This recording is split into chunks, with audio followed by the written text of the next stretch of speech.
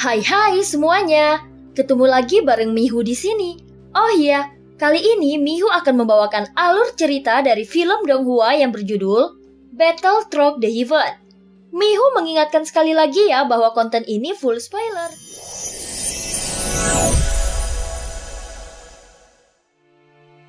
Melanjutkan dari kisah sebelumnya. Sebelumnya Avatar Chimi yang ternyata bernama Yongdong bertekad untuk menyingkirkan obsesinya. Dan dia memilih untuk menjadi dirinya yang sekarang. Tiba-tiba Xiaoyan mengejutkannya dengan berbagai pertanyaan. Namun dia tetap menegaskan bahwa ingatannya banyak yang hilang. Dan dia tetap ingin menjadi dirinya yang sekarang. Setelah Xiaoyan datang ke dunia kuno Dewa Abadi dan Iblis, ada banyak kejadian yang tidak pasti. Dan kejadian ini benar-benar menghancurkan pemahamannya. Jika setiap kejadian ini disebabkan oleh klan Yuan Shen, maka tidak menakutkan untuk memiliki avatarnya. Yang menakutkan adalah setiap orang dari klan Chimi adalah klan Yuan Shen. Jika ini masalahnya, maka ini akan jauh lebih menakutkan daripada klan Yuan Shen. Ucap Xiaoyan bergumam di dalam hatinya. Dia telah memperhatikan banyak kekurangan dalam jawaban dan karakter Yongdong. Dia juga telah mengambil avatar Yuan Shen satu demi satu dan juga membunuh klan Yuan Shen. Xiaoyan telah bertemu total dengan 3 anggota dari klan Chimi di dunia besar ini. Entah itu ilusi atau nyata, Xiaoyan selalu merasa bahwa ketiga orang itu seharusnya jiwa yang sama. Saat ini Xiaoyan ragu karena dia juga pernah bertemu dengan jiwa Chimi yang sama di tempat yang berbeda. Xiaoyan pertama kali bertemu dengan jiwa Chimi di dunia tanpa batas. Dan kemudian di alam Suanyin. Dia juga merasa kemungkinan mereka adalah jiwa yang sama sangatlah rendah. Tetapi dia masih bingung mengapa rasanya sepertinya mereka jiwa yang sama. Mereka semua juga mengetahui keberadaannya setelah dia mengambil avatar Yuan Shen. Dan mereka juga mengambil tindakan terhadapnya di alam Suanyin. Berdasarkan hal ini, Xiaoyan dapat menyimpulkan bahwa orang yang berbicara di depannya sedang berbicara omong kosong. Saat ini Xiaoyan terus berpikir di dalam hatinya, tetapi dia tidak mengatakannya dengan lantang. Xiaoyan merasa untuk mengetahui rahasia klan Chimi. Lebih baik dia tidak melakukan tindakan terhadap Yongdong di sepanjang jalan agar tidak mengganggu situasinya saat ini. Tentu saja dengan cara ini, Xiaoyan bisa melihat apa yang akan dibuat oleh klan Chimi. Xiaoyan juga merasa bahwa pembatas dunia di dunia kuno Dewa Abadi dan Iblis yang lemah itu disebabkan oleh dendam antara dua klan ini. Hal ini membuktikan bahwa klan Chimi dan klan Yuan Shen sangat tidak sederhana. Jika aku mempertajam kekuatanku terlebih dahulu, aku yakin aku tidak akan melepaskan kedua klan ini. Keduanya telah menjadi belalang di pohon anggur yang sama. Dan mereka telah hidup berdampingan antara hidup dan mati. Adapun jika setiap orang dari klan Chimi adalah klan Yuan Shen, maka mereka akan memiliki ingatan dan kebijaksanaan bersama. Sehingga gabungan dari kedua klan ini akan menjadi sosok yang mengerikan. Pada saat ini sebuah pemikiran yang berani mulai muncul pada benak Xiaoyan. Jika seperti yang dia duga, maka klan ini akan menjadi ras terkuat yang dia kenal sejauh ini. Dan bukan salah satu dari mereka. Mampu mengkoordinasikan ingatan dan menyumbang pengalaman latihan serta semangat juang, tentu saja akan menjadi hal yang sangat mengerikan. Pada saat yang sama, ki dan darah di tubuh Xiaoyan berangsur-angsur mereda. Dan tanda 3 bintang di alisnya telah sepenuhnya mengembut.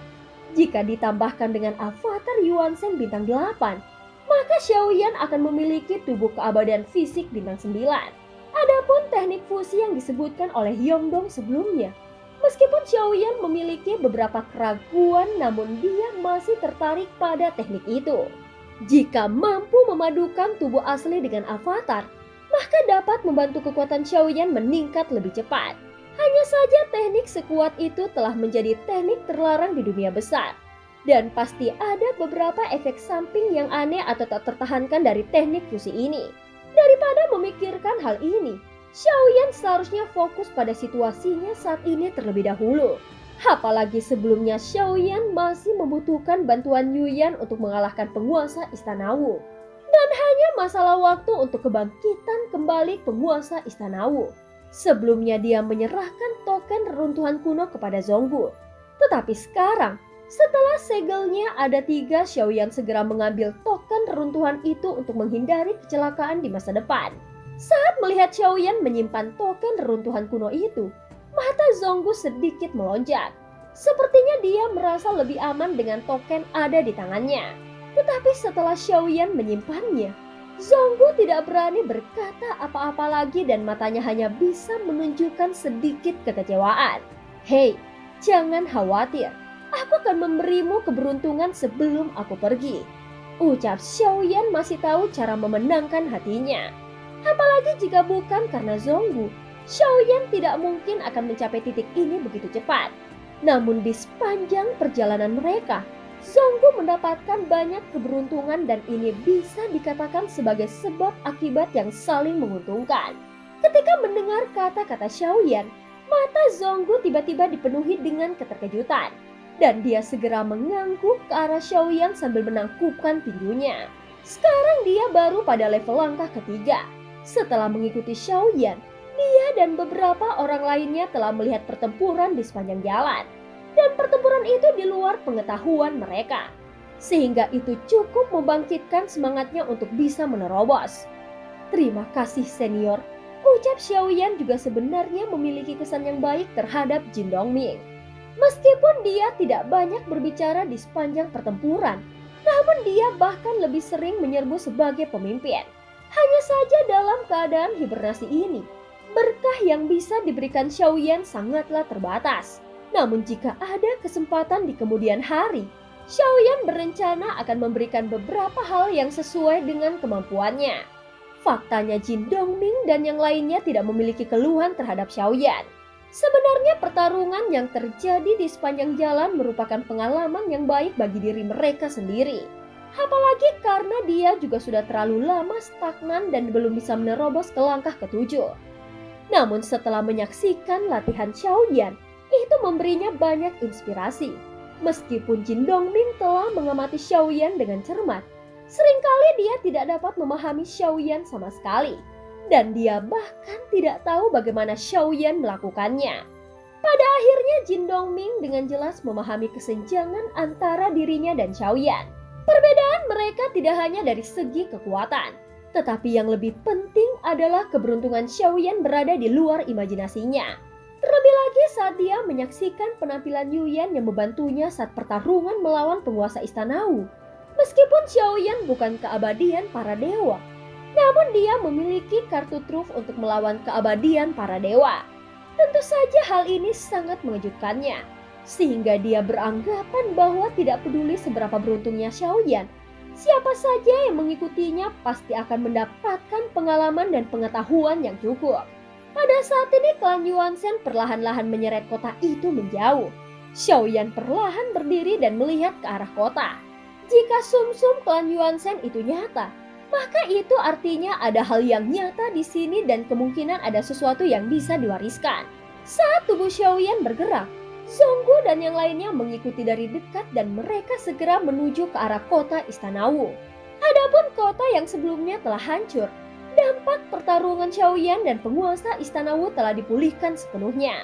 Segera Xiaoyan mengeluarkan sisa gambar untuk perbandingan. Dan sebelumnya dia sudah memastikan bahwa gambar ini adalah gambar kota Wu. Mengapa gambar sisa ini tampak familiar? Tetapi sepertinya ada yang kurang sesuai. Ucap Xiaoyan tampak berpikir saat melirik gambar yang rusak itu. Lalu melirik ke arah kota lagi. Benar saja ini dari sebuah rencana besar. Seluruh kota ini sebenarnya adalah pembatasan, tetapi pembatasan ini sepertinya akan berakhir. Tepat ketika Xiaoyan sedang memikirkannya, Xixio melihat ke arah kota dan tiba-tiba berkata. Xiaoyan tercengang ketika mendengar ini. Dia segera melihat kota itu lagi dan menyadari bahwa tidak mengherankan jika tata letaknya terlihat sangat aneh.